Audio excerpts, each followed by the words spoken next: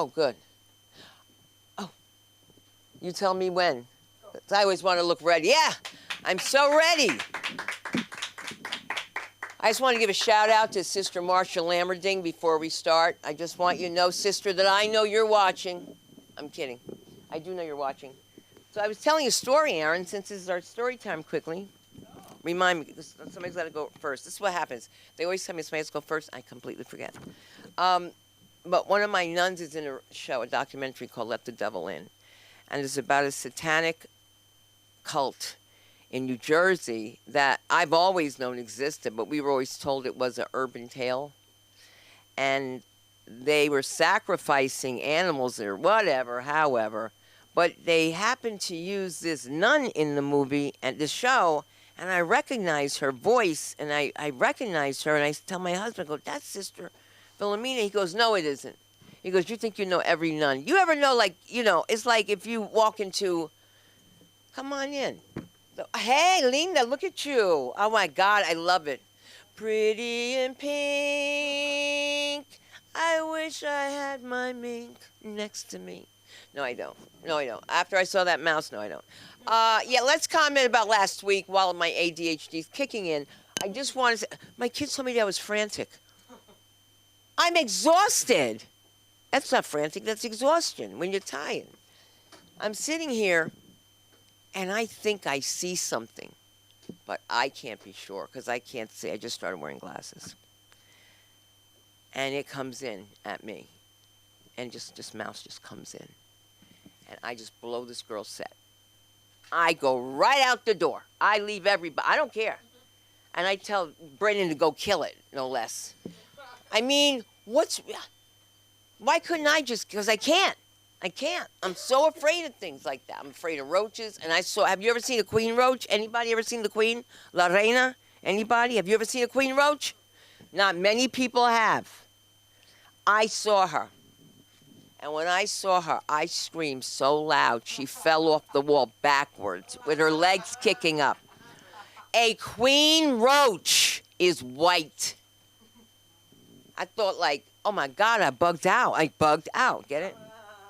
So I really don't like them. So I don't know why I just can't, I remember being in the Bahamas and I was with somebody important that I just met. Guys, you can't be going to the Bahamas and going out with people who work in a hotel.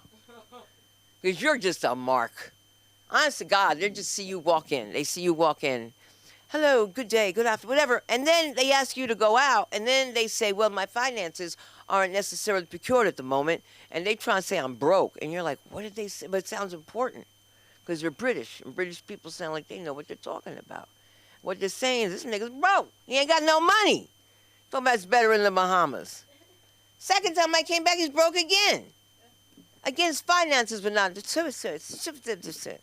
I shouldn't talk about people in England because my daughter's over there. And I hate when they say you're Tova's mum. A mum is a flower. You know what I mean? Like, I'm not a mum. I'm a mama. Oh, my God. I'm a mumala. I'm a moo-moo. That's what I am. When I'm home, I'm in a friggin' robe, and I don't care. I'm telling on the... Can I tell you how they lie in my building? They lie so much. So they allow the Persian kids to do everything. I was telling Samantha this. Like, they broke out another lamp. Okay, because they don't give them toys to play with. So they have all this money. They go in the pool, they do stupid stuff. They break the lamps inside. They bring their toys. The mother's like, come, make pee-pee. Come. And make them pee into the hot tub. It's okay. There's no big deal. There's a problem. All right? I got a problem with it. So now here's the big one today. They broke a lamp in it. So if you go in the water, you could get electrocuted. That shit works. I did not go in that water. Because when the lady died in there, I saw somebody. I thought it was my friend Larry, and I was just like, Larry, get out. Because he was there too long in the hot tub. And I was like, why is he wearing a shower cap? He ain't black, ain't got Jerry curl. He got a shower cap. So I called downstairs, and they said, that's not Larry Stark. That's Mrs. Borman. I said, Mrs. Borman, the Persian lady with the MS? They said, yes. I said, well, she need to get out the pool.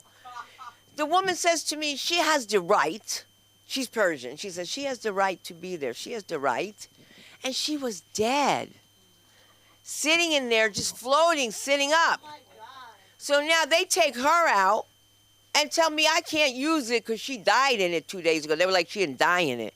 I was like, did she shit in it? Because Because don't think that they fucking shit. Excuse me, but the kids are just too much. I never. Keon. They give them all black names. Okay. Next, they're gonna be saying like, Shaniqua.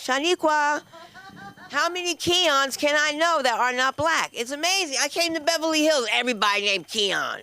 Where I'm from in Jersey, niggas named Keon. He got a part in the side of his head and a part in the right brow. Keon. All right.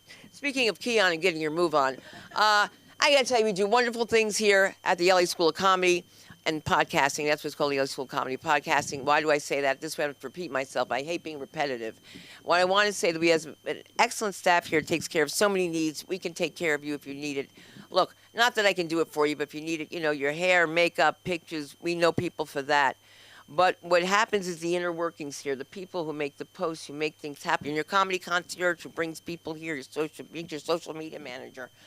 We've got Jennifer Flores. We have Billy Ramirez, who does the crazy posts on me. I mean, the things on me. And we have coming to the stage the woman that makes it possible. Because without her, you guys wouldn't be here. Because I would have left a long time ago. Just kidding. I love her to death, and she loves me. I hope.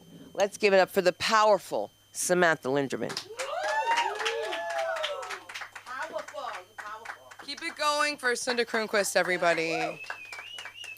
My skirt doesn't fit, and the mic's short. I look like I'm, but don't I? Okay, guys. Wow. Women will not let you put yourself down. Unless they want to lift themselves up. My mom would always do that. Anytime I didn't like a girl, she'd be like, and, she kind of, smelled, like, she would always add something where I'm like, I never even said that. Like, she was mean, but you don't have to say, like, she was, like, ugly. Like, she's 9. Like, I'm 9, too. Well, she doesn't do her homework because her mom doesn't spend time with her. Where it's like, now I don't even want to be mad at, like, the stupid shit. Like, she took my pencil. Like, it doesn't matter now. Like, her mom, what are you talking about? I don't know. My parents were like that, are like that. They still tell me things I don't need to know. The best is when your parents, like, well, I don't know if your parents are like this, but my mom's like, do you remember this girl? It's never, like, a close friend. It's like, do you remember this girl? Like, you were in a class with her. And you were in a class with her, and, she was so sweet. Remember how sweet she was? And she's dead. She's dead. And it was a horrible accident. And I need to tell you right now when you're at work. Like, why? I don't know. It's always so random. My mom is so iconic. I just went with my mom and my sister to New York City. Ever heard of it? Me barely. We went to this little bar, and I said something about New York, and this guy turned around. And he's like, you from New York? And the guy was talking. She's like, oh, my God, I'm from New York.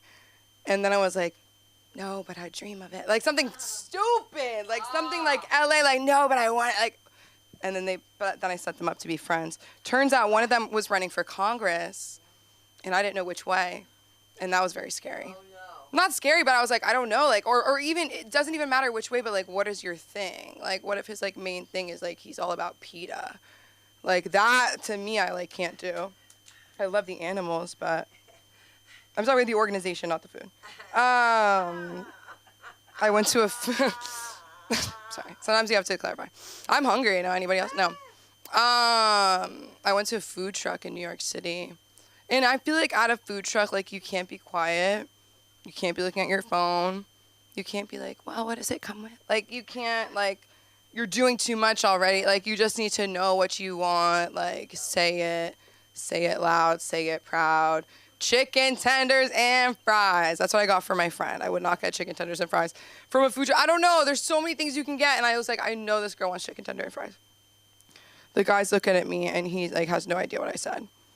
And I was like, that's okay. Like, I just said it again, and I started going like this. He loved that. He was, like, laughing. And my friends looked like, oh, my gosh, she's being offensive. But I was like, no, like, I didn't know how else. Like, I don't know. Chicken, tender, and he knew fries. That's all he knew. And I'm like, I know this girl. Like, she's skinny. Like, I want her to eat. She can't just have fries. Like, the chicken tender is simply the most important part of this whole situation.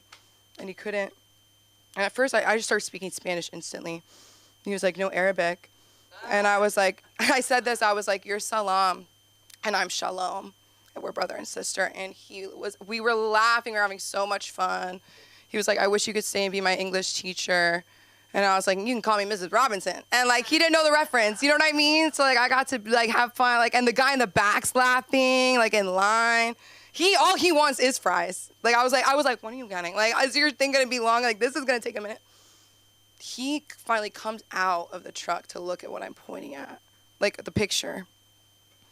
And he was like, he looked at me like I was like an idiot. And he was like, oh, like fries tender. And I knew that, like, I knew what he meant, but it just, like, it was the funniest thing in the world. When he looked at me and I'm like, I don't know, like, what, I don't know, like, I didn't even want the, but what made me think of it is because he started taking out a pita, and that's when I knew. I was like, he does not know that we're talking about chicken tenders. He was like, do you want, like, tomato and onions? And I was like, yum, on the chicken. End of the story is it was actually the best chicken tender I ever had, and I'm not lying. I'm not lying, like, I can't find it, like, it was on a street, like, I should have asked for his IG. That's my thing. Like, I got IG from Sunda. Like, usually I say Instagram, but I was like, I have to be quick. I have to say IG. I have a job, and my coworkers are amazing. They always support me. Give it up for coworkers. The coworkers you love. The coworkers that become your friends, your family. And then there's always the coworkers that are, like, not like that. And there's something, I think there's something wrong with me because I'm like looking around and everybody's like not, like I feel like my dad driving with this coworker. And in a bad way, obviously. Like, my dad is not a happy driver. My dad could, technically afford to like Uber everywhere, and it would be better for his health. Do you know what I'm saying? The world. There was a terrible road rage incident today. We had helicopters above the school. Don't ask me what happened. I'm the worst newscaster. Oh my God, don't ask me what happened. Don't ask me what happened. Do not ask me what happened.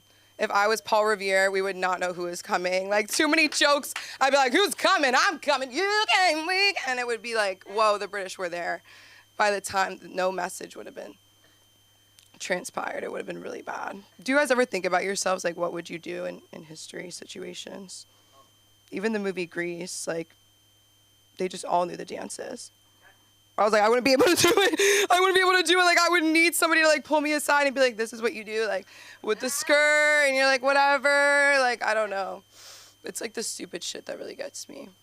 I remember I said to this guy once, I was like, yeah, I really just don't understand how exactly Wi-Fi works.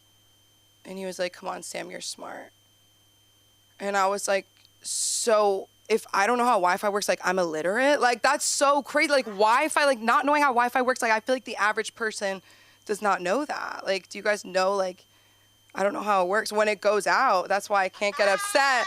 When it goes out, I can't be like, the frickin', who is it? I don't know who it is. Like, I don't know. Wi-Fi, like, I don't know. That stuff messes with me. And then I watched that show 911, and they're, like, up in space, whatever. Guys, I love you. I love this open mic. I do want to say that we have classes in acting. We have classes in podcasting. If you want to do a podcast, email us, call us, book the time. We have a lot of different packages. Be specific. And if you don't know what you want, we can do a consultation and we can help you. And like, our set is perfectly like rearrangeable to any way you want to do it. So we have a lot to work with here. And you know her. We love her. The one and only Sunda Kroonquist, everybody. But where do we find me? On Instagram at SamLikeTBH, soon to be found on LinkedIn. Thank you. Yes, you're right. You're right, and you are an anchor. And you are. So what about me putting you in the Spanish show? Don't you love this whole thing? Hey, lady, how have you been? I'm doing well, thank God. I'm so glad. You're going to sign in with Samantha and Jennifer? You did, right? Okay. You know what, though? This is from last week. Oh, that's okay, though. I've got a great memory. This is insanity. Look who's laughing now. Well, I'm glad we got rid of that mattress. That's for sure. Oh, here it's on the other side. Oh, okay. It's good. We saved. That's smart. Here you go. You can update on the other side if you want. Okay, I can't see anything. I love that nail polish. Oh my God. I found a red that I can't wear anymore. I was losing my mind. Thank you so much. All right, there we go. Because you said she was gonna be right back, right? Yeah. All right. I was lost. See, I remembered. I remember these things. I was gonna make eggs today and couldn't remember why I took them out. I just didn't remember. See if anybody else is coming in. So, if this is your first time here, you guys know that when the light comes on, you have 2 minutes to rap, and it's always a good time. And I was thinking of something that she was talking about. What are you talking about? The trucks, right? The food trucks? Yes. Man, do people love those food trucks.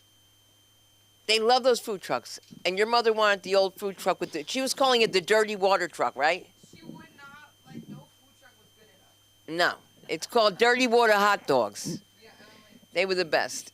Disgusting. I don't know why they called it dirty, because of dirty water, that's why. That's right. So, I'm Sunda. Thank you for coming in. Thank you for coming in. Thank you all for coming in. We're going to keep on down the road, and we're going to bring up this next performer. She's no stranger to our stage. We love her to death. Let's give it up for the one and only. Did she ring? Shamaya Bang. She rang. Shamaya Bang. I'm going to take that outfit with my boots.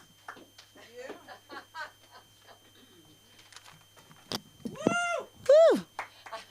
Thank you so much for having me, and thank you all for being here. Give it up for yourselves. Really. It took a lot of effort. I know it took a lot of effort, right? To get up every day, to like just get out of bed some days. Really. Anyways, my name is Shumaya Bang Weinstein, and no relation to Harvey, baby. That's right. All about the Bang theory, maybe the Bang method. And the Bang's for Bangladesh. Do you know where Bangladesh is? Oh, that's so great. You know, some people don't know what Bangladesh is. They're like, what is Bangladesh? Bang the best, baby. That's right. Anyways, Bangladesh, I think, like, inspired this whole Venezuela thing. Yeah, like, did you know the prime minister of Bangladesh is, like, on the most wanted by the tribunal court? Do you even know what a tribunal court is? I do. I'm thinking about going to law school if this comedy thing doesn't work out. I'm going to be like, yeah, professor, I'm the new Kim Kardashian. Ow. And it's all real. Anyways, so yeah, speaking of real, like, life got real. That's why I'm here. I had went into retirement because I got married. And, you know, when they see me with my husband, they immediately think I'm a gold digger because my husband's 71 years old. So I take it. But, you know, in my mind, I'm like, I'm doing God's work, bitch. Like, hey, y'all don't know. It looks all good, but you don't know what I got to deal with at the end of the night. Especially when, you know, I'm a vampire and you don't know my age. So it really, like, messes people up because we have a 3-year-old. So at the end of the day, this is my only way to get out of the house, you know? If you're a mom, you get it. Like, it's like, forget all the other bullshit. Like, this is my way to get out, be free, and not worry about diapers and formula. Even right before I got here, I had to worry about shitty diapers. Holy shit, like, life got real. So, you know, I figured let me come and talk to y'all, make some friends, come talk to the awake people. I realized comedians are the most woke. Because back in New York, I'm from New York, the rappers were woke, right? Now they're like, I don't even know what the fuck they saying. Guantanamera, bitch, like, what? So I said, all right, let me come to LA and see what they doing. And all the lit people, the vibing people, the women, the men, every race, everywhere I go, it could be a black comedy club, a Japanese comedy club, it doesn't matter. They just come to, like, laugh and have a good time, so why not? And it's the era of the women. So recently, my husband's friend, they told him that, like, you know, I need to get a job. I said, what, bitch? I gotta get on my 9 to 5 on my feet? Are you kidding me? I'd rather be doing this on my back. Like, what I've been doing for 13 years. You changing up the program. So I said, all right, I'm going to go hit the clubs. My husband said, what kind of club? Like, you can't be out there showing your stuff on La Cienega Boulevard. Like, it's on Beverly Center Mall, like, around the corner and shit. All the people from Chabad is going to see you. Because, you know, I'm Jewish. I'm a Bangladeshi American Jew. Like, really, I really am. So my husband's like, you know, what are you going to do? I said, well, I'm going to hit up the comedy club. Like, I think that's the spot. Like, they got this thing. It looks like a goddamn pole. Hey. Hey. So it really got me excited. Like, really, I'm serious. I'm really excited. So, yeah, let's use the pole. Sit down, get comfortable. So, yeah. And then, let's see. So I decided to become a comedian. And let me tell you how it happened. I died, and then I undied, and then I died again, and then I came back to life after I had some stones in my kidney, and I was officially a stone cold surviving bitch. Really, I told my husband, that's it. I'm taking control. I'm taking the wheel. You sit back, and since you 71, you could stay home with the baby. At 8:30, y'all both go to sleep, and I'm going to hit the clubs. Thank you. And he is very supportive. He is very supportive. I thank him very much for allowing me this opportunity, because I think if I went with the young boy and I was playing Mrs. Robinson, he'd be just floating on my pool like your friend, your Persian neighbor. But speaking of Persians, there's some hard times going on in Iran right now. We must stand up, like revolution, baby. That's right. We're going to stand up for the Jewish people, the Muslim people, the people that are fighting in Iran for their land and their space. So, you know, speaking of, my mom and dad actually met in Iran, which is so crazy. Yeah, they met, and literally they were banging each other, and I was made. I was that sperm in Iran. I was like, yeah, baby, I'm here. My mama was eating like saffron ice cream and shit. I was eating it in her belly. Next thing you know, they like, y'all gotta go. I'm like, what you mean we gotta go? I really felt like Moses. They was like, you got to get up out of here. So they made my parents leave Iran, and they actually had to move to their motherland because both of them met there. So now my mama got to take my pops, this criminal, back to Bangladesh. And it was like crazy from there. And then we moved to New York. And that's where I was made, like hardcore New York, until I came to LA and I met my people. And you know who my people are? In the slums of Beverly Hills, the Persians, my people. I finally found my people. It's so serious. Like, we be like, halele, halele. We be dancing. And you know, it's Shabbat today, and I am committing the ultimate sin. I'm touching the mic. I'm doing all kinds of bad things. Oh, I'm so bad. And I was a bad Muslim too, girls. And a bad Catholic. Oh, let me tell you how I found Jesus. You would like this. So, I had this shorty back in the days when I was in college, and when I was single, they didn't have like Tinder and what is it, Tinder?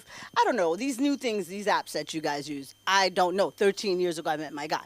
This was before then, this was Black Planet. Do y'all remember Black Planet? Holy Moses, if you liked you a black brother, you was going to Black Planet. So I was one of them brown girls, I was like... So me, of course, I find the only guy with the ultimate Jewish name, Zimmerman.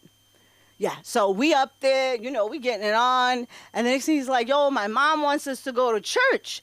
And I said, go to church? I said, church and do what? They're like, well, you know, since you're around us, okay, we'll go to church. The next thing I know, we go to church. And it was a Baptist church. I didn't know they had like Baptist and Catholic and like Jehovah Witness.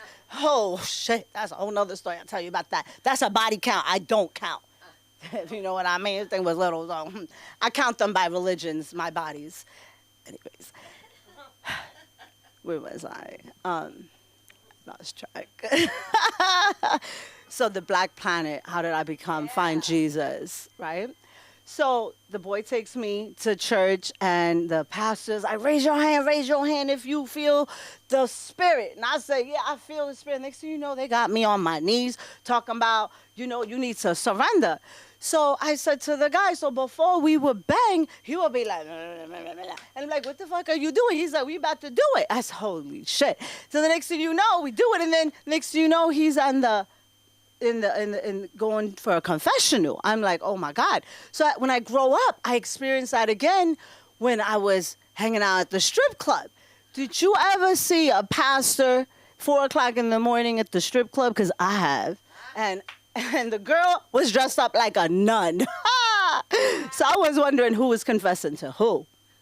Anyways, so that was how I was Jewish, Muslim. I mean, oh God, Christian. I lost track what religion I was. And then let me tell you, I found Judaism. So in the middle of March, my favorite holiday is Halloween. So because why? I was born on October 29th, and I got to only way celebrate Halloween because I was Muslim. That was like a pagan holiday. You cannot celebrate. So I got away with it because everybody celebrated on the weekend Halloween. Great. So as an adult, I see this holiday. I'm an intern on NBC. This was like before the whole Me Too era, and like, it was crazy. Anyways, so they're like, that's a whole nother story that I could probably get some lawsuit money out of it, but we're not gonna go there. Y'all can write me a check or give me a contract at NBC. I'm open.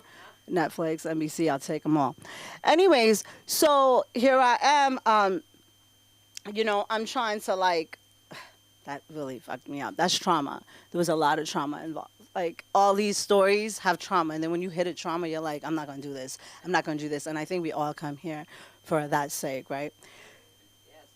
Yeah. So, anyways, I'm really like, so being Muslim was really tough too. So then when the Jewish thing happened, I was like, wait, there's a religion that they get to celebrate costume party in the middle of March. And it was my favorite because when I came from Bangladesh, I loved Madonna. And she was wearing the nun outfit again. And here I am experiencing the nun and the pastor. Like, I'm still Catholic at this point, right? Like, I found Jesus. I'll tell you why I found Jesus later. But here I am. And then I get to the party and it's called Purim. It's a Jewish holiday. So next thing I know, I'm signed up for Shabbat, Pesach, Rosh Hashanah, Shana Tova, and then I'm a Jew. Next thing I know, I convert Ocean Parkway Orthodox, and I'm Jewish, baby. And that's my moment. I am Shemaya Bang Weinstein, and I support Israel, and I support blacks, I support Jewish, I support being human. So I think we should all do the same for each other. Thank you so much. Thank you for having me. I love it. I love you for that, Becky. We have to get some merch so that we say she bangs, right? Thank you. She moves, and she bunks. I like that part. You know what I like? I really like tonight. I'm gonna tell you why. Because it's a night of women in comedy. I love it. Sorry, guys, give me a second. I just wanted to enjoy a little bit because I wanted to bring up the one and only Brooke Ashley. Come on, Brooke. Yes.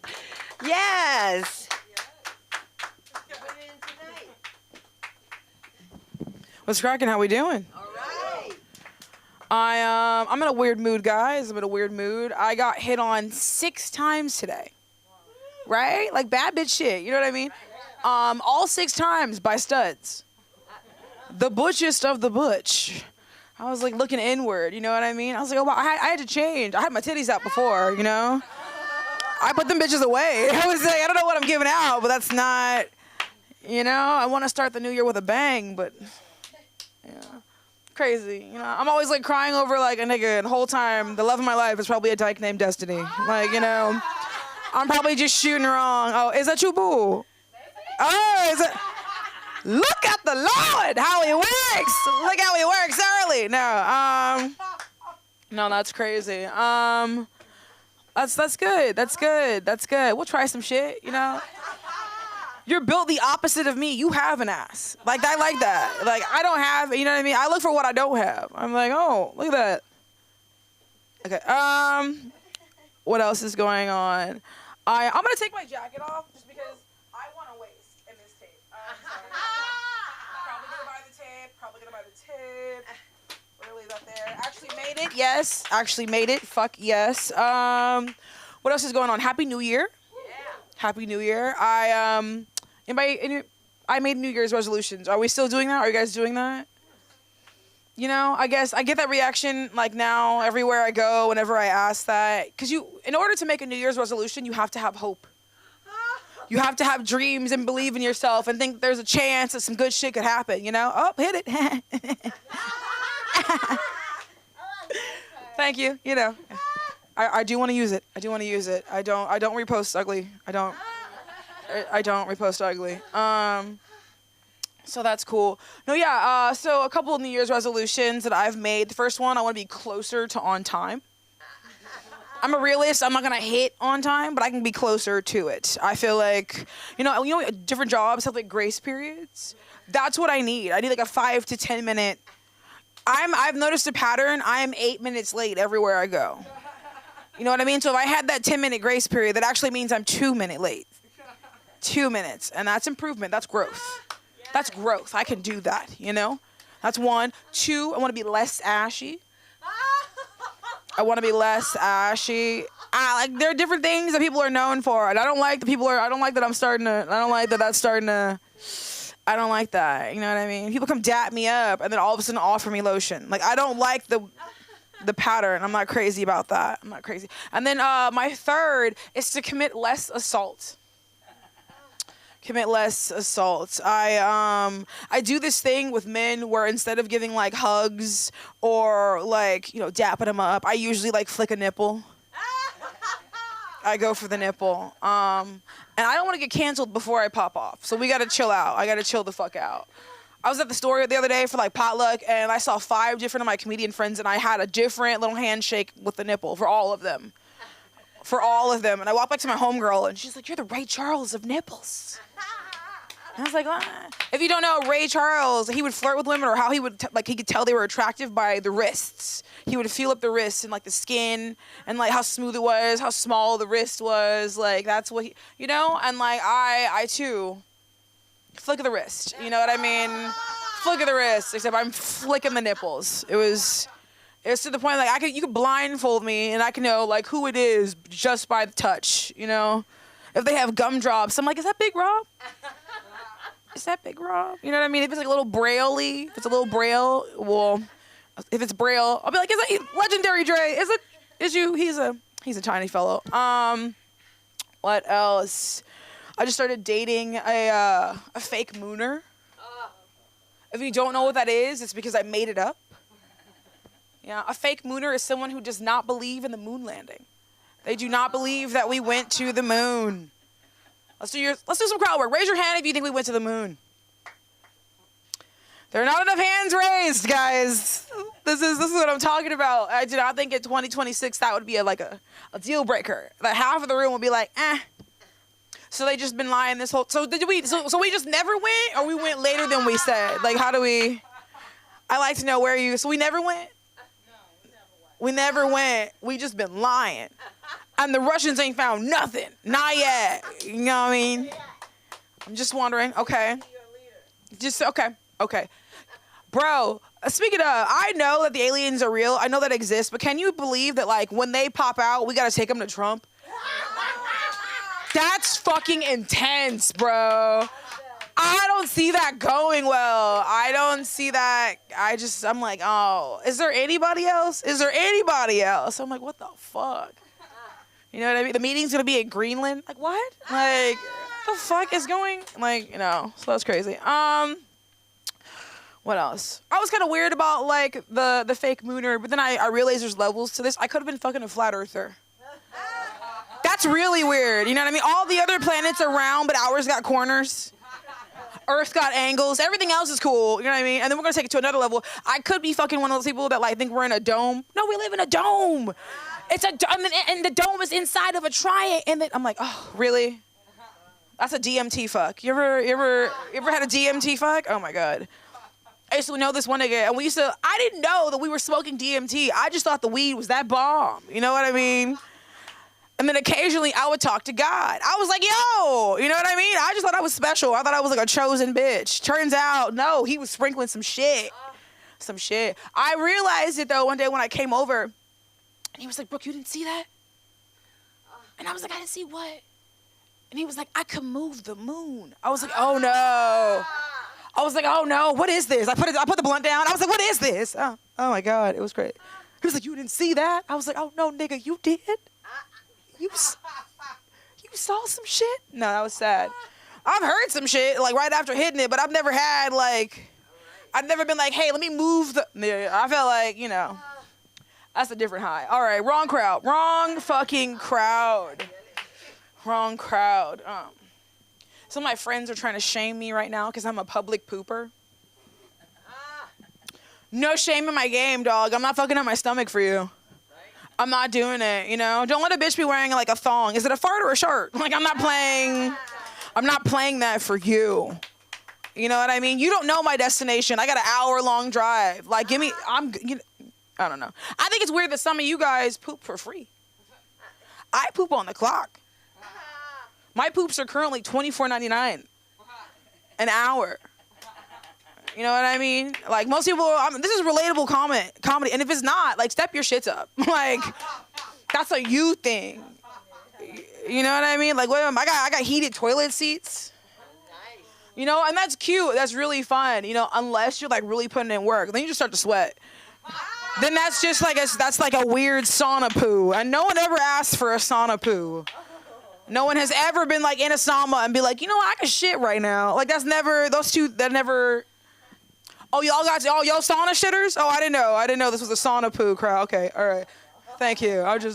It got quiet. I don't know. I'm sorry. I don't want to offend the sauna shitters. What else? I also love, like, I work at a nice place. You know what I mean? So they have nice bathrooms. You guys ever had 3-ply? Step your shits up. You know what I mean? Like 3-ply. That was really smooth. That was really nice.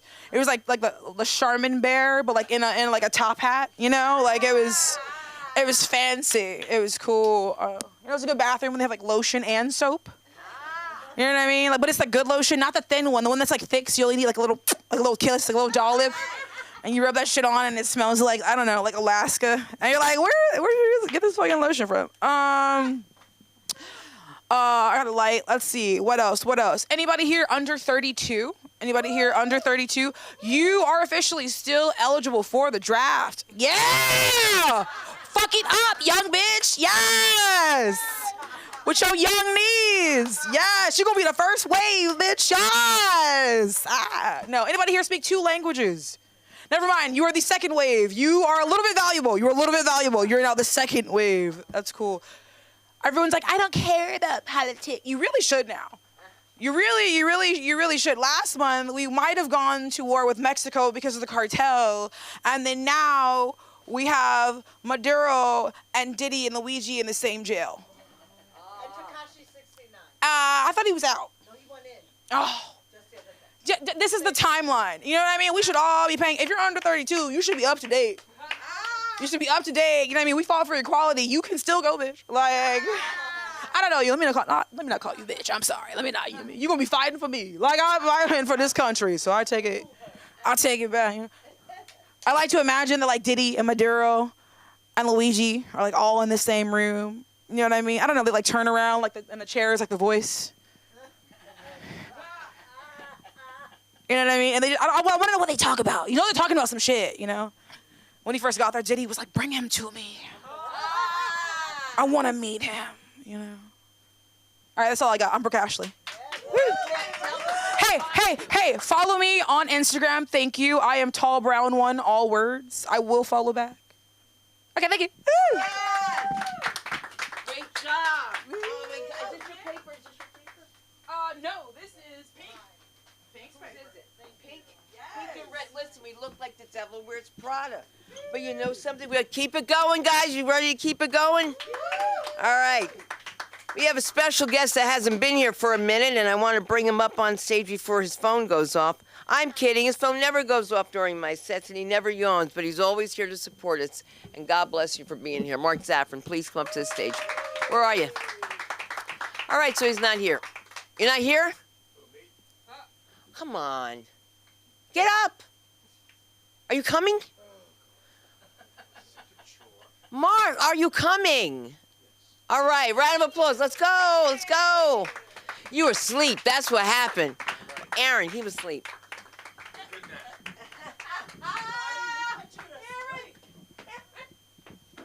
Got my couch. Now you know I've been going through all kinds of troubles, other than being married. Marriage is an interesting institution. I ain't gonna say a hack joke after that one. All I know is my firm doesn't have an HR department, so they were making jokes about marriage and vasectomies and everything. And I reminded them there was a female associate on the phone. They still didn't get it. Anyhow, so I've been having problems with my knee. All right, having trouble walking around. What do my daughters do? Book a trip to Disneyland. And then they want to push me around in a wheelchair. I don't want to look like one of those old fat men walking around in a wheelchair. Damn. Not even a cane so I could beat the crowds out of the way. They want a wheelchair so they could push me, make believe they're nice. Not going to work. So anyhow, I decided my solution to it is, get the knee done. So I go to the doctor to get the knee done, and I know what's wrong with American medical today. And guess who agrees with me? Donald Trump. We'll go get rid of out-of-network billings, and we're going to make everybody take Medicare. Zohar Mamdani talks about taxing the rich. He has it all wrong. If you want if you want affordability in America, you don't shoot the head of United Healthcare. All you do is you force them to pay the same that Medicare pays, and force the doctors to take less. Now, right? I mean, all doctors worry about is their Ferraris. Oh, the nurses are on strike now in New York. I've never met a bunch of evil harridans more than the nurses union. And it's not that I'm against unions. It's just that I would go to the meeting and all these old crows would put their big fucking pocketbooks out on the front row of the Public Health Council meeting so that nobody could sit down and they could stand there and wave their canes. Anyhow, so I go to get my knee done. I have to go to the doctor. They want to pass me for surgery, except there's one problem: my heart. That's how all of a sudden I discovered there's something wrong with my heart. But it's the same thing I discovered was wrong with my heart in 2022 and in 2021 and in 2023 when my wife dragged me to another cardiologist. Won't mention any names because I'm pretty sure that she had a little affinity for Anyhow, so they get me across the street to the cardiologist, and my EKG's off a little bit, so they decided on all these tests. All right. First day of testing, I bring my wife. She falls asleep. I brought her there so she could hear what was going on and won't accuse me of lying. Second, so they give me these isotopes, and oh shit, it made me so sick. But what was the most sickening thing is they told us to leave for an hour and come back, get something to eat. So we go to the Subway down the corner. Never go anywhere in a medical building to eat. There's a man vomiting into a bag in the back of the Subway. And we look at the Subway workers, they say, there's a man vomiting back there. And they say, so what? At least he isn't taking a shit. They weren't kidding. They see it all the time. All right? These are all chemo patients. All right? They're sick. So it's the next day, go up there, got me the isotope, and I'm glowing. It's from the radioactivity. Go another day off. Go the following day. I bring my daughter. She's sitting there. They're doing the test. The guy gives me the isotope again and turns around to her and says, "Are you pregnant?" She looks at him like she's ready to fight. She thought he was making a comment about her weight. No, he just can't be in the room with the isotopes. Well, why didn't you say so in the first place? Can you imagine if she was pregnant? So then finally it's time for the diagnosis and everything else. And the doctor, after everything said, well, heart is pumping well and everything's fine. And I have this little thing here called, I have arthritis in my aorta, which is a narrowing of the aorta. And we talk about the operation. He says, you know what you really need to do? And I said, what? I said, lose weight. So we're back to the losing weight. Well, I'm too lazy to lose weight, so I decided in America today you could be anything you want. So I look in the mirror and I decide I'm not fat. And you all have to believe it. This is my reality. I am not fat. I'm slim. All right? Everybody has to recognize it. If anybody says anything about it, I will get them. Right? And I don't want to be, and I don't have a dead name or anything like that, but I have new pronouns. Skinny and slim, right? If anybody doesn't use my pronouns and doesn't recognize my reality, I'm going to get them, right? Now I can. But the only problem with deciding you're skinny is I still can't get that operation because I'm never going to recover quickly enough. So I have to figure out another way of doing it. Well, that leads you all down the pathway of medical care again in America. Very big problem. Okay, especially dentists. All right. Dentists are criminals by their very nature. All right. Sam knows it. Sundar for sure didn't know it until recently. I told him the man was a criminal. 20 years ago, I looked in his eyes. And I said, this guy go rip me off. And he did. I in my whole life had 3 cavities. I got the same 3 cavities. Haven't had one in 50 years, maybe 60. Right? Wow. So my wife decides that she don't like the amalgam in my mouth. Like her food isn't going to poison me or anything else I eat. Come on. Plus half the shit you put into your body and you're worried about amalgam. If you don't know what amalgam is, you're young. Amalgam is the mercury composite that they used to put in your teeth to fill your cavities. Thing worked really well. All right? Except everybody thinks that mercury's poison. Yeah, mercury's poison a little bit. All right? Not much. That's why you're not supposed to eat certain types of fish. All right? Anyhow, he just all of a sudden they want to put the, what do they call them on, caps or what are them things on my teeth? He takes out my amalgam, grinds my teeth down so you can never have anything else, and now he's putting crowns on. I didn't need crowns. All I needed was nothing. So I go in there and he gives, and they'll buy the last broken crown, because you can't wear crowns and go to a Persian household, because one time you're going to eat a pistachio nut. And there's nothing that's going to destroy your teeth worse than Persian pistachio nuts. You ever see those pistachio nuts? The biggest things I've ever seen. As big as a Persian eye.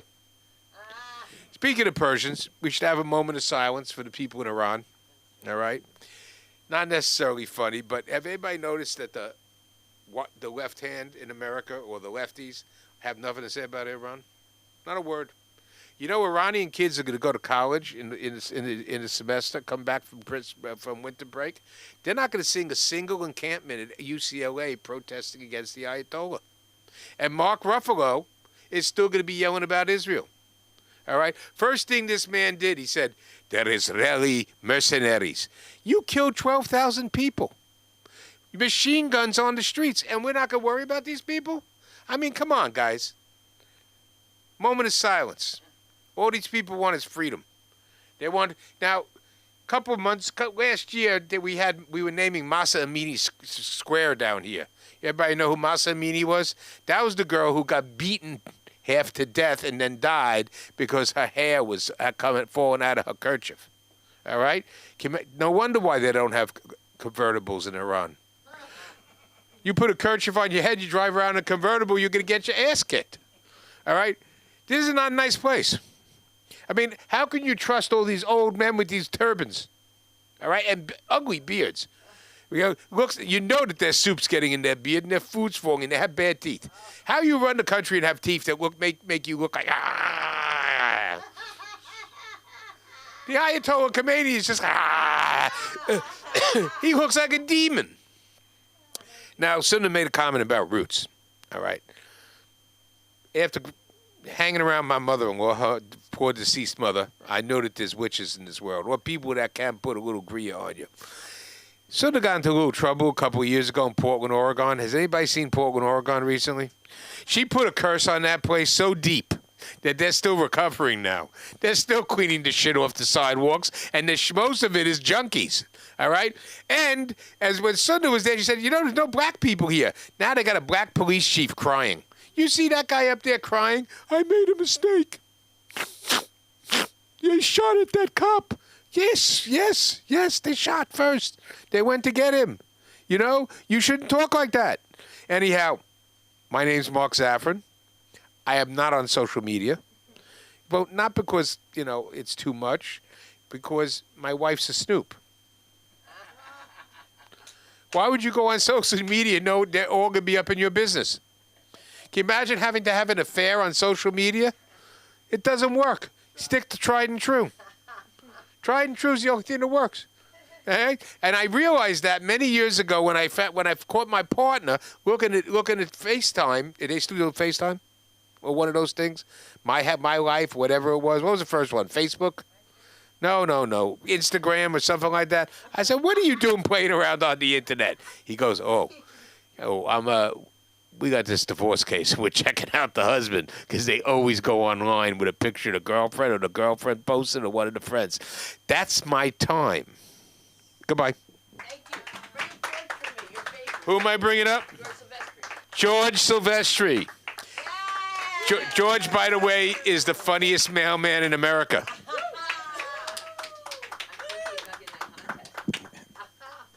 How you guys doing today? My name is George Silvestri. The mailman. And here's a little fun fact you guys don't know about me. I am the 1992 Convalescent Home Arm Wrestling Champion. I am 26-0. I had one close call. I arm wrestled a heavy-set woman, but I stepped on her oxygen line to get her weak. Do anything to come out with the victory. Also, I know we're in a lot of political times going on and everything else, so you know they're getting rid of this program, that program, but I do believe they need to keep the DEI program so we can all learn each other and be around each other. You know, I used to work for a company that was about 99% black, and we had one white woman on the job. So Christmas time came around, and we had Secret Santa. And just my luck, I get the white woman, Susan. So I give Susan a gift. She doesn't know it's from me, but she knows it's from me once the gifts are opened. So about a week later, they call me to HR. And they say, you gave Susan an inappropriate gift.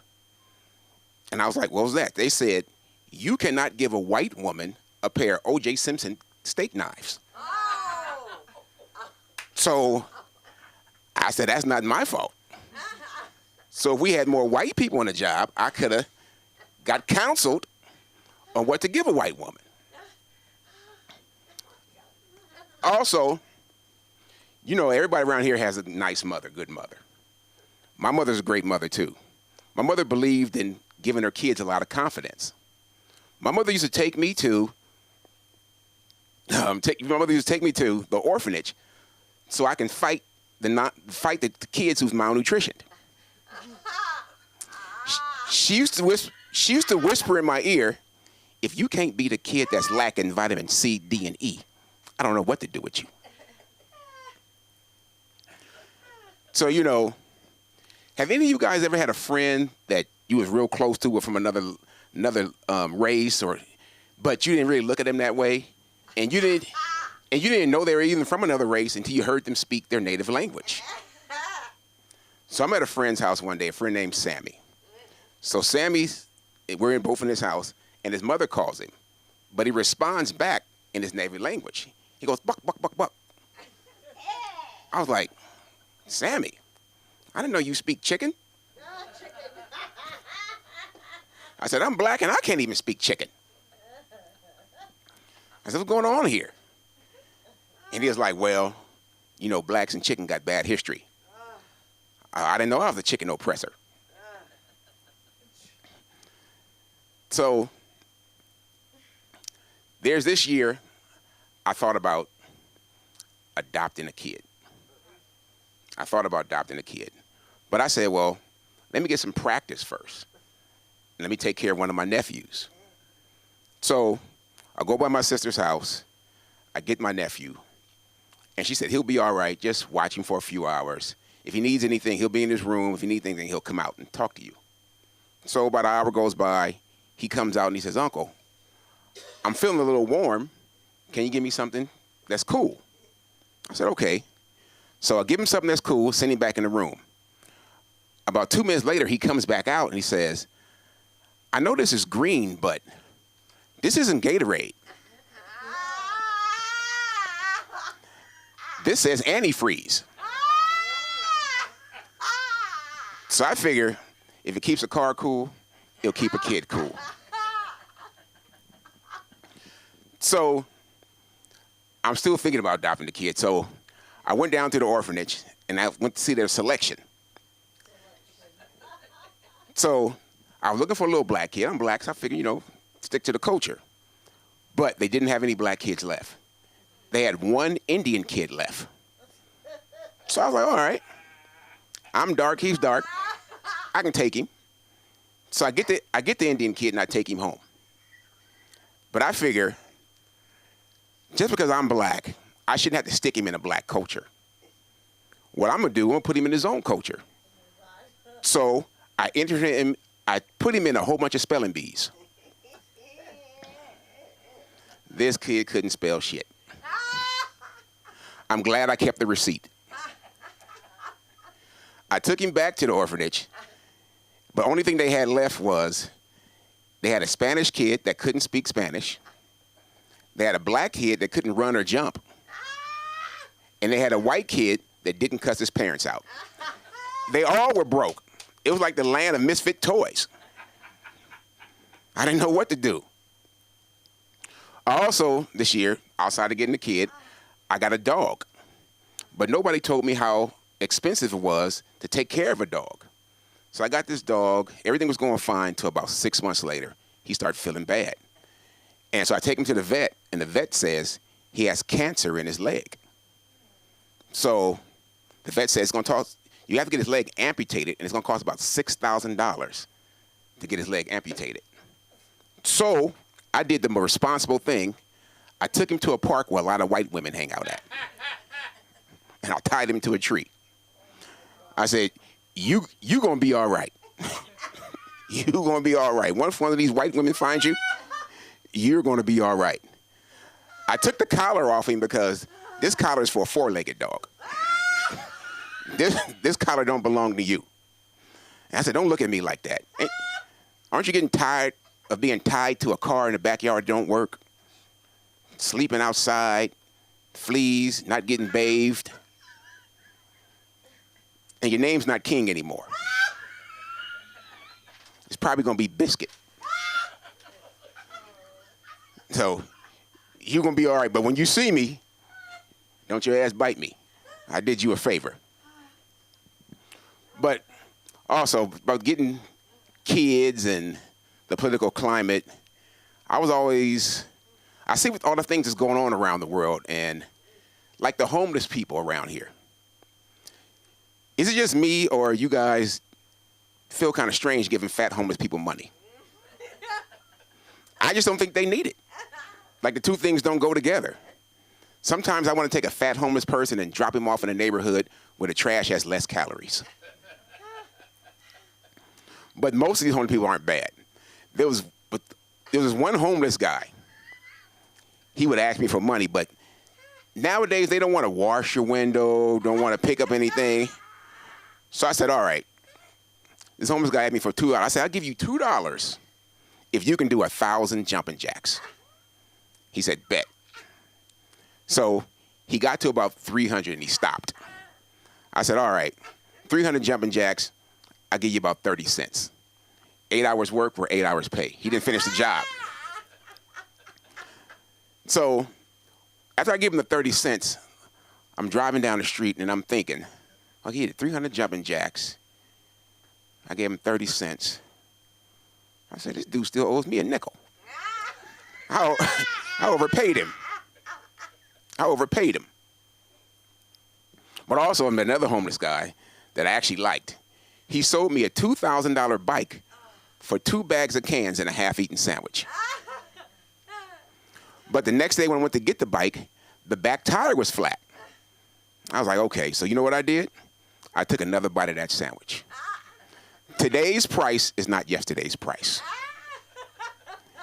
Everybody, my name is George Silvestri. You can find me at Silvestri George 72 at Instagram. Thank you, everybody. Oh, God.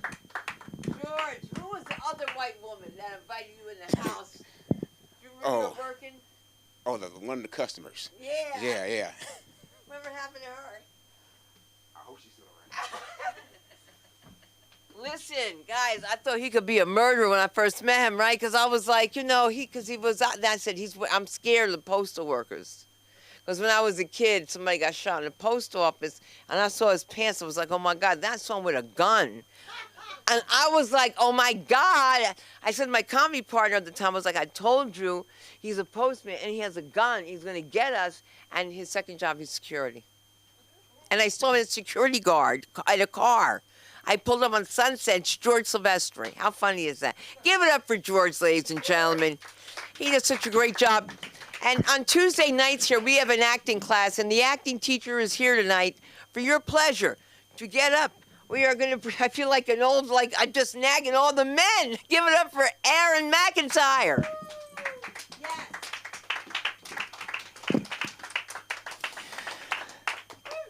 Hello, everyone. I've heard that English people are intelligent, so I'm going to speak like this all night. Now, what kind of English people are you talking about? Are you talking about the Liverpudlians, or are you talking about the Scottish? What are you talking about? My name is Aaron. Hi. Couple of things that have come up tonight. One thing, no nipple flicking, please, because they're very sore. Because I've been breastfeeding. And, that's what happens. And it is ladies' night, and I am a lady. I'm a lesbian, trapped in a man's body. And so I feel good. I do have to say that I don't believe, I think that if you have the name, if you are Jewish, then you're Jewish. And I know that some Jewish people identify as white. That's fine, but I'm the only white guy here.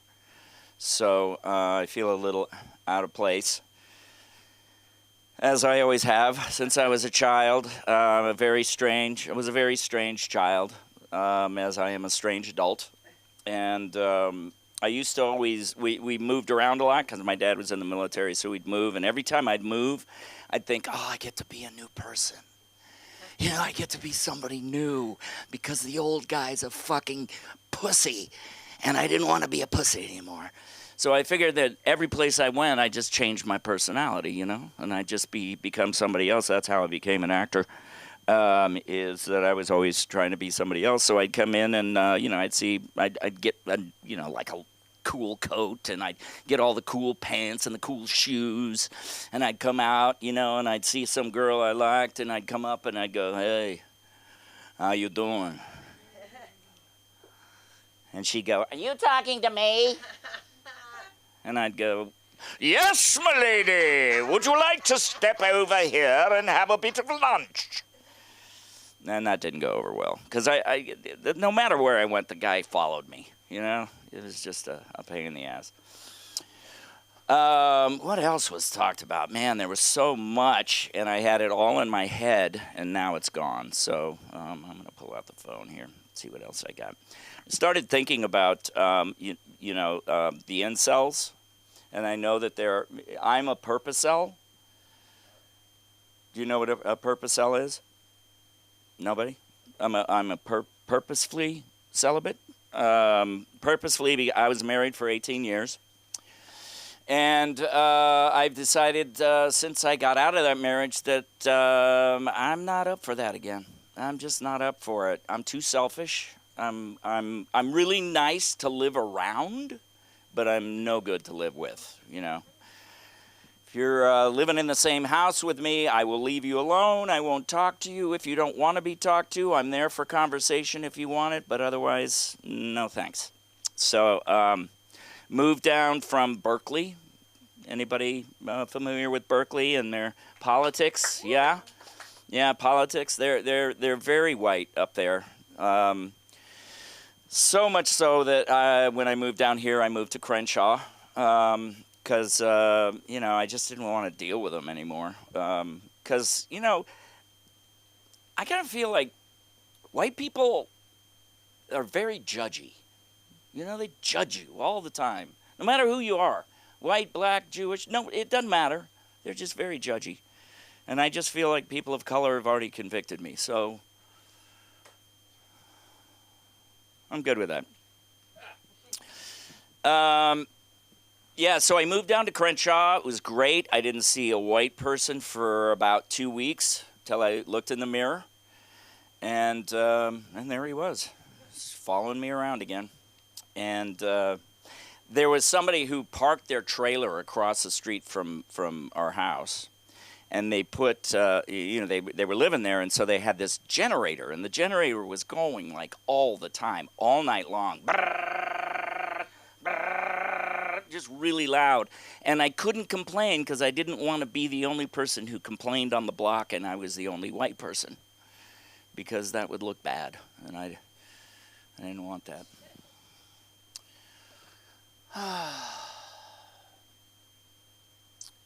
I was born in the mid-1900s, And in the 70s, people were very. It was terrible. The 70s were awful, especially because of the music, because the music was incredibly depressing, for the most part. I mean, that's when "Alone Again Naturally," which is a song about a guy whose mother died, his father died, and he was alone all the time. And it's like, why would you write a song where you're just telling everybody that you're going to be alone? There was another one called Timothy. Anybody ever remember the song Timothy? It was big in the early 70s. Huh? No. Timothy by the Police. I didn't know there was one. By the what? Yes. Baba Booey. It was Baba Booey when he was a child. He wrote that. It was a song about some miners, 3 miners who got trapped in a mine, and 2 of them ate the other one. Yeah, this is a song. Timothy, Timothy, and you listen to the songs and you think, oh, this is a nice boppy boot, tune, and then you start looking at the lyrics and it's like it's crazy. They're talking about people eating people. There was a song called Shannon. Shannon has gone out to sea. Turns out it was a dog. It was some guy's dog who used to like to swim and it drowned. And it's like you're singing a song about a dog who drowned. That's depressing. The night the lights went out in Georgia. Anybody remember that? And the night the lights went out in Georgia. Yeah, that's a song. This is a very intricate song, actually. It's about a guy who comes back from being out of town, and his wife isn't around. So he goes to the bar, and he starts talking to his best friend. And his best friend says, yeah, your wife has been fooling around with this other guy. And he gets pissed, and the guy says, well, to tell you the truth, I've been with her myself. So now we've got this woman who's been sleeping with 2 guys. So the guy goes out. And he goes back to his house and he gets a gun because he's going to go kill this guy. And he comes back to the house, and when he comes back to the house, there's footprints in the snow, and they're too small for this guy. So he comes up to the screen and he looks in, and there's the dead guys laying on the floor. So the cops happen to be coming by, so he shot his gun in the air to call him over. Cops come over, think he killed the guy. He didn't kill him. So they take him to court. And the judge sentences him to death, and they hang him. And then it turns out it was actually the guy's sister who killed the guy. Now, is that an elaborate song that is really depressing, or what? I mean, that's crazy. I guess it's not very funny, but that's okay. It was fun. I was watching this show. I was a COVID teen. I know some of you probably were teenagers during COVID. Is that right? Is there anybody in here a teen during COVID? Oh, God damn. Well, I was a COVID teen because I went and took care of my mom during COVID. And so being in the same room with her, I became 14 again, of course. And I did a great job because she died. And she would have loved that joke. She would have thought that was a very funny joke. She definitely wanted to go. She used to come out in the morning and sit there and go, why doesn't somebody just shoot me? And she'd lay around all day and go, goodbye, goodbye, goodbye. And she'd do every kind of variation of goodbye she could. And I think she was trying to hit that right, level, the frequency or something that God would take her. And then finally, one day she went, hello, and she was dead. That's right. She was a great mom. She used to, she was the kind of mom, I don't know if you've experienced this, where the mom, where you you think you broke your arm when you're a kid, You run in, Mom, I broke my arm. And she'd go, can you move it? She'd like wave it around like this and, go, nah, it's not broken. I got a concussion once. Didn't take me to the hospital. Just said, I told you not to jump on that couch. So I got her back. you know, at the end there. Yep. Well, this has been a blast, I gotta say. I have had way too much fucking fun up here. I'm gonna bring up our hostess with the mostest, which is another thing that my mom would say. And you can find me at Aaron McIntyre. It's AERON, so please don't call me Aaron. It's Aaron. It's very sexy. It's very sexy. At Aaron McIntyre anywhere. And also, you can come to the class Tuesday night, 7 o'clock. Just come in, check it out, see if you like it. You can also check out the website at filmactorscafe.com. We got merch. We got everything. And we got a dancing lady coming up here. Here's Sunda. Oh, baby. Remember, check it out.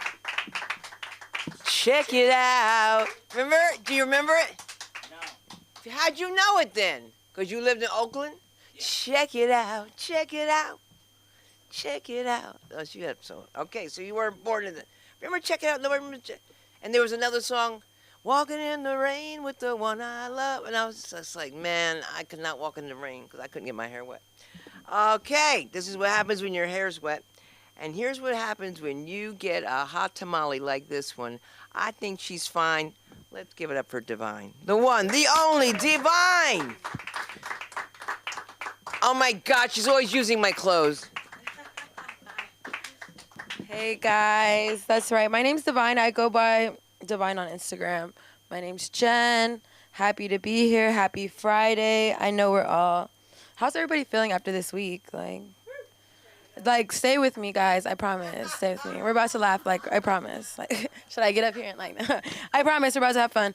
Okay, so for me, this week was chaotic. Like, I promise. This week was just filled with highs, lows, unexpected surprises and things like that. I have to move everything to the side because if not, I'm gonna be like, or like I just get so distracted by it. My ADHD is crazy. Like I'm never alone when I have me in my brain.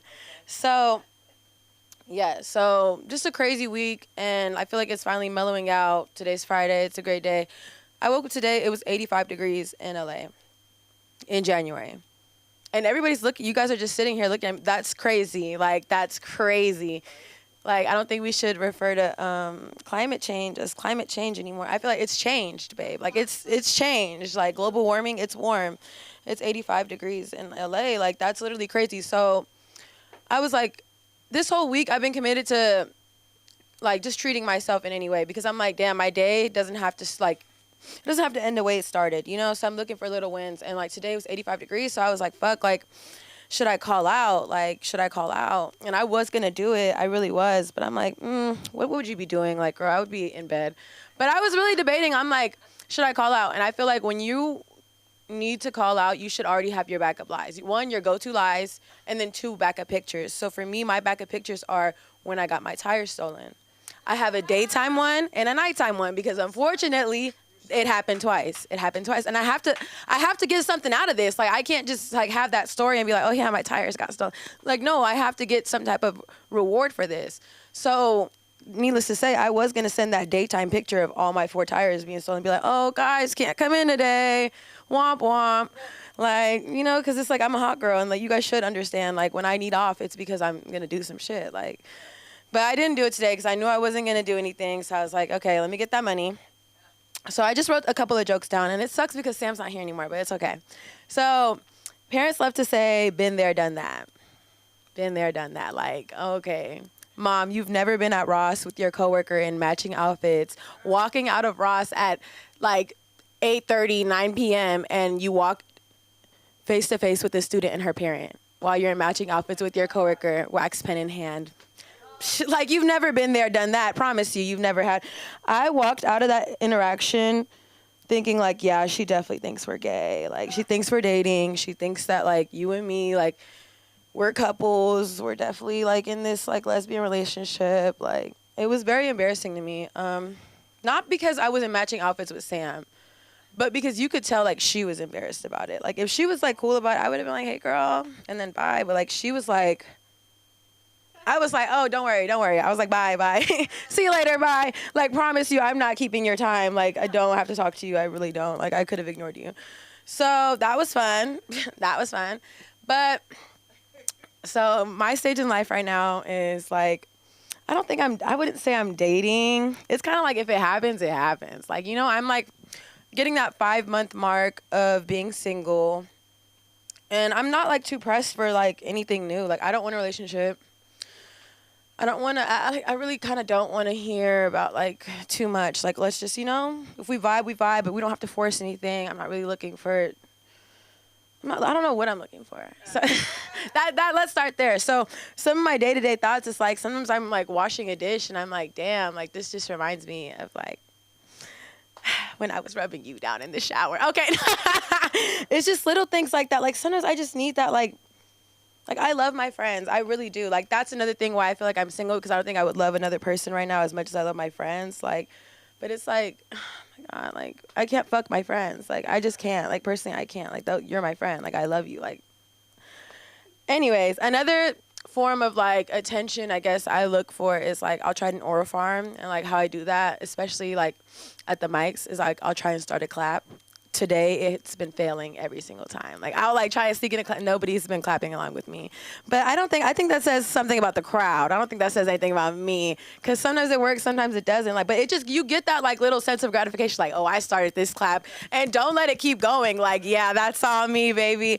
I started it. Like, it's fun. Like, try and start a clap, guys, and then watch it fail, and then you'll feel like me tonight. So yeah. Another way of doing that, because my last relationship was with a girl. My last 3 or 4 relationships I've been with women, because I love the girls, but I'm getting to that point where like right now I might entertain a guy. Like, I'm sorry, like sue me. And like my friends, they swear, they're like, Jen, you might just be bi. Like you might just be bi. Like, no, I don't want to marry a man. Like I would not. Like no, but like I can't be DL. Like, you're telling me I can't be DL? Only guys can be DL? Like, no, I'm DL. I don't think you guys get it. Like, do you guys know what DL means? Down low. Yeah, so that's a concept when basically you keep it, like, undercover. So that's what I'm doing, but with guys. Like, I'm keeping it undercover. And, I've been doing it, guys. I've been doing it. Like, why not? It's just been a good time. But I'm kind of been thinking to myself, like, damn, like, how much am I going to commit to this bit? Like, like, this is a bit right now, but will it be in 2 weeks? I don't know. Stay tuned. Okay, I guess I'll leave you guys with this. I've been watching a lot of movies lately. I feel like as a kid, I used to love watching movies. Like, that was just my go-to thing if I wasn't playing on the computer and pretending I was 16 on, like, Mies. Anyways, so I was always a movie watcher. And I feel like a movie that I'm going to take with me throughout my years is Twilight, for different reasons. Like, and this is what blows me, because when I first told this bit, I'm saying it, I'm getting my laughs. I'm like, yes, Twilight. Like, people love Twilight. Somebody comes up to me after, like, I've never watched Twilight. So imagine, now I'm, like, thinking, like, damn, imagine her hearing all these things, and she doesn't even know what it's about. Well, if you've never watched Twilight, it's about vampires and werewolves and love and romance, right? And so to teenage me, that was everything. I was like, fuck, like, I want to be a fucking vampire. Like, I want to be immortal and have all these cool powers and shit. Like, fucking be white and rich. Like, I wanted to do that. Like, I wanted to be that. Literally. And I had my side. I was Team Jacob, and my sister had her side. She was Team Edward. And we just coexisted as a unit. Like, that was just our girly pop moment. Like, we love Twilight. As I start watching Twilight later and later and later, I'm talking with my homegirl one day, and I'm like, damn, like, we might have a friend in the group that's a Bella. And she's like, what do you mean? I'm like, you saw how Bella was quick to change the course of her life over a man, right? And she's like, and I'm like, walk with me. Bellicose, what do we do? Okay, like this is a crash course on Twilight, so you never have to watch it, right? I'm gonna use my time up like this. We start the movie off. Bella has to move, right? Why? Why does she have to move? Because her mom decides that she doesn't want to be a mom no more. She wants to go be a groupie, and she wants to go be with her man who's a D2 baseball player. Okay, fine. Bella moves with her dad. Bella meets this guy, old as fuck. She doesn't know that though, but he does. He does. She doesn't know that though, and she wants to be the one that's different. You know, everybody's telling her like, oh, he's hard to get. She's like, I got this. Can't. You know, I can't hate. Like I've been like that. Whatever, girl. But my point is, Team Edward. Like Edward was 100-something years old. He could be anywhere he wanted. Like his family was rich. They were not bummy vampires. Like they got money. Their dad's a doctor. But you want to be in high school? You could have passed for college. Like all of them could have passed for college. But they wanted to be in high school with them young ass kids. And I just think that's very predatory. I think we all need to rewatch Twilight and just realize like it's never worth it. It's never worth it to lose your life over a man like that. Like he was really a predator, guys. Where am I going with this? I don't know. Tonight's just a weird night, but it is. But I love this. I love this place. It's been hella fun. It's been hella fun here, just like getting to express myself creatively on the mic and then just on social media as well. So thanks so much, guys. My name's Divine. You can find me on Instagram at Divine World with 2 E's. Yes, and then I'm going to bring up the lovely Sunda.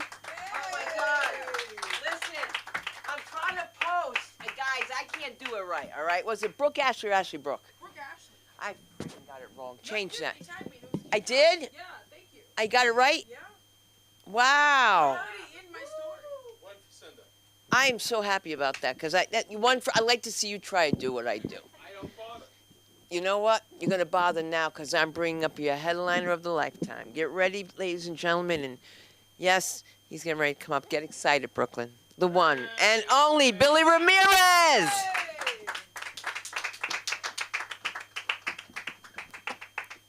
Thank you very much. If we're talking sad 70s songs, may I suggest Seasons in the Sun by Terry Jacks. And Papa by Paul Anka. There's a dead mother in that one. Anyways, what's up, everyone? It's nice to be here. I guess I'm part of... I was wondering like what order it would be. So like there was gonna be like this whole Tiger Bomb, stretch of comedians. I'm like the young end of Tiger Bomb. I'm getting older. Everyone's getting older, right? I'm fast approaching middle age, and I'm starting to feel it. Like Tiger Bomb is top of my head now. Like I don't need it, but the other day I was considering like maybe I should have it. Because anyways, like my body is starting to signal me that I'm getting older through all these like physical check engine lights. Like I got one for my right ankle, which feels crunchy for some reason. And then not too long ago, my right shoulder went through the terrible 2s, the terrible 42s.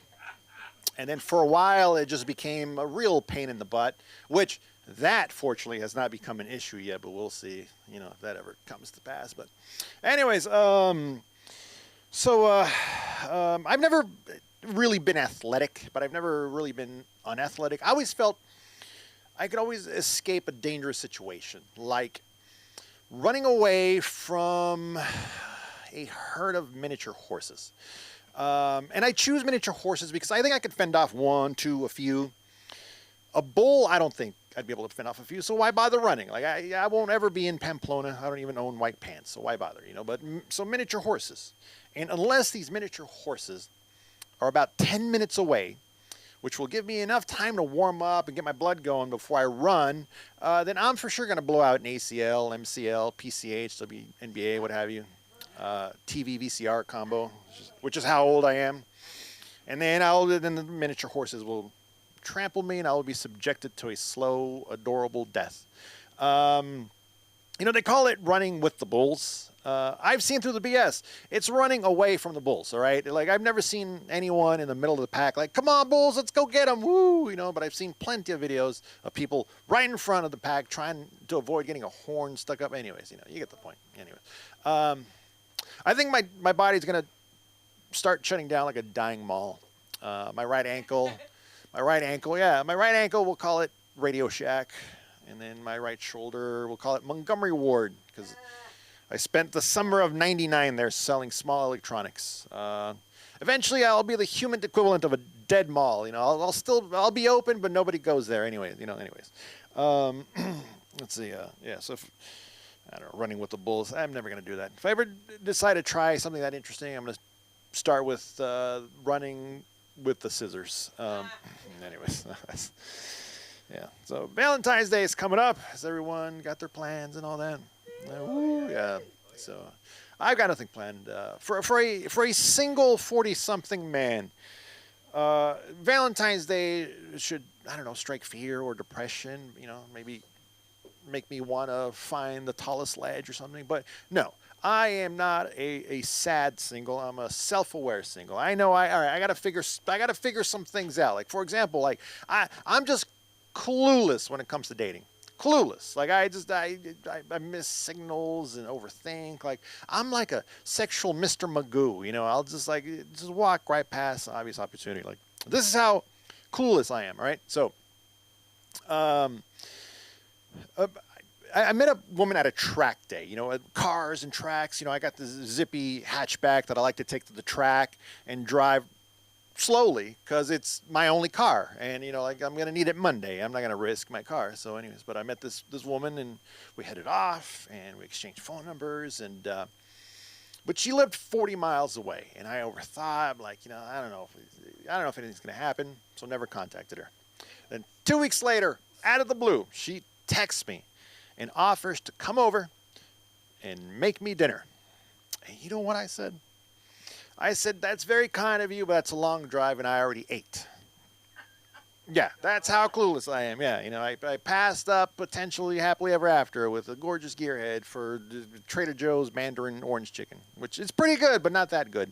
Yeah, and also I have quirks that I thought I was going to age out of. Like, for example, I'm in my 40s and I'm ticklish. Yeah.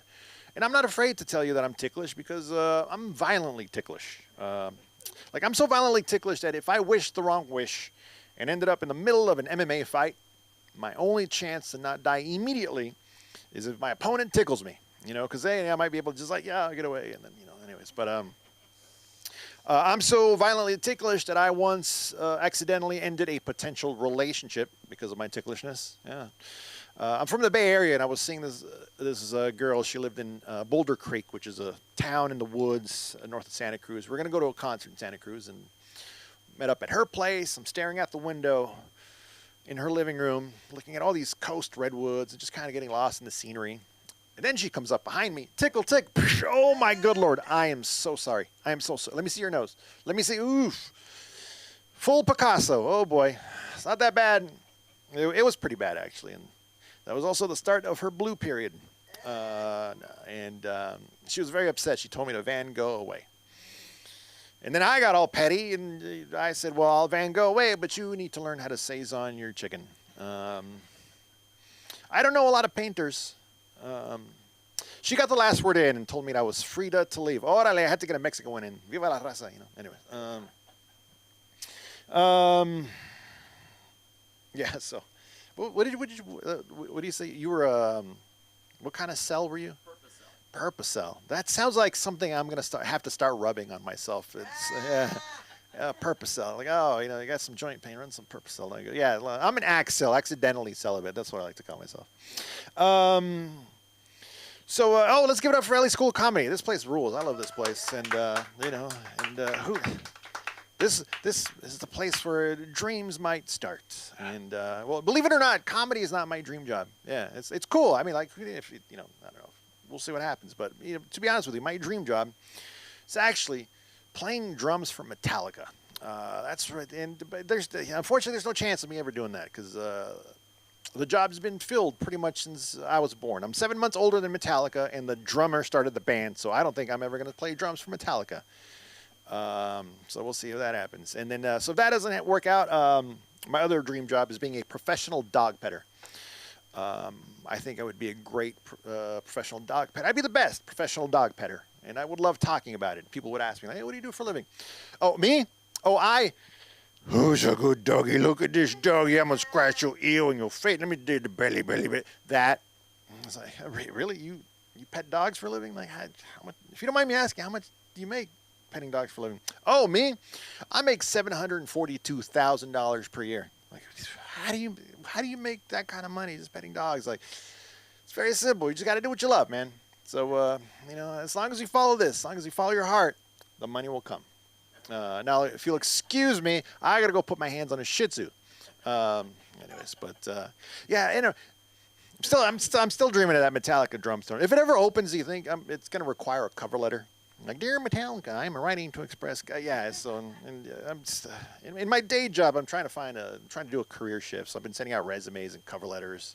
In 2025, why are they still a thing? You know, there's already a document with all the regular info, but then you got to write a story about how much you want your job. You know, an architect's cover letter should be nothing more than like, oh, you know, dear hiring manager, look out the window to your left. I designed that. The end. I don't know how to close, anyways, but like. Just you know, does it make that much of a difference? Would you reject a qualified candidate because of a cover letter? Like, thanks for interviewing for this really important position. This is the most impressive resume I've ever seen in my life. But this cover letter, really? Garamond, get out of here with your fancy fonts. This is a Helvetica house, you know. But on the other hand, I'm hoping that unqualified people aren't getting jobs because of their cover letters, you know. Although that would explain a lot about how things are being run nowadays. You know, just imagine. It's like, thanks for interviewing for this really important position. Okay, let's take a look at your resume. Oh boy, like this is the worst resume I've ever seen. You haven't worked in 28 years, and the last thing you've done is manage a VHS rental store in Davenport, Iowa. Is that correct? Like, I got to tell you, based on this resume, I have no reason to offer you this job. But this cover letter, though, whoo! If I may borrow a word from your cover letter, I was enraptured. Okay, so. Based on the cover letter and cover letter alone, congratulations, you got the job. Tomorrow morning you start as head of pediatrics here at Cedars-Sinai, you know. Anyways, I hope that never happened. But thanks again to LA School of Comedy, Sunda Kronquist. Are you coming back up? No, Billy, I'm yeah, all right. So, all right. Stop it. You're not wearing it. No, I work. Make this? No, this is a band called Municipal Waste out of Richmond, Virginia. It's pretty cool. But anyways, you can find me at BillyRamirez.com and on Instagram and TikTok at middle-aged muchacho. Once again, So you don't know what I'm talking Sunda about. Kronquist. Yes. Thank you. Nobody knows what we're talking about now. I'm like the middle-aged muchacho. They're like, why would you say something like that? I'm terrible with social media. I don't mean to be. But I'm glad I got it right. Oh! Oh my God. No, because I thought it was a mouse. Because the other day, did you see what happened the other day? Only black people. I left all these white people and ran. I left. I just left my own place of business, ran out. Got the other black guys like, get him, help me. Because white people are like, oh my God. You know, when you're totally white, you're like, oh my God, I just totally. And I was with Sunda. She's so crazy. Like, I went to her house once, and her mother was trying to straighten her hair, and she put a comb on the fire and then put it in her freaking hair. I mean, all right, let me stop. That was called a straightening comb, which is something my husband didn't know about. I remember I had my hair bonded. You know what bonding means? It means they glue hair into your head. And Mark was trying to get this open for toothpaste. All right, so this has been an interesting night. We've seen everybody that you could possibly see, and we always have much, much more. We're here Monday, Wednesdays, and Fridays. We're here for your classes. We're here for your teens, your kids, podcasting, acting, you name it, we got it. Follow me on all platforms at Sunda Live. Thank you, Divine, and everyone here. Good night.